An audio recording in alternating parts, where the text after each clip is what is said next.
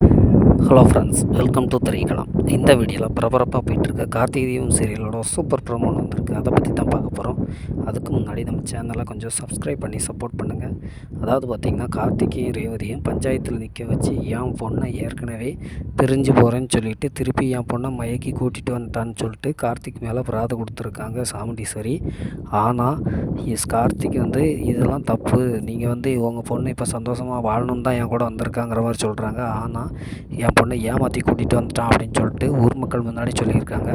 ரேவதி உடனே கோவப்பட்டு, எங்கள் அம்மா என்னை மிரட்டி தான் என்னை இப்படி சொல்ல சொன்னாங்க, என் புருஷன்லேருந்து பிரிக்க வச்சாங்க அப்படிங்கிற உண்மையை தெளிவாக போட்டு உடச்சிட்றாங்க. நான் பிரியறேன்னா நான் செத்து போயிடுவேன் அப்படின்னு சொல்லிட்டு அவங்க என்னை மிரட்டி தான் எனக்கு காதுகிட்ட சாய்ச்சாங்க அப்படின்னு சொல்லிட்டு ரேவதி இன்னும் எல்லாத்தையுமே சொல்லிடுறா. இதனால் சாமுண்டீஸ்வரியும் சந்திரகலாவும் ரொம்பவே அதிர்ச்சி ஆகுறாங்க.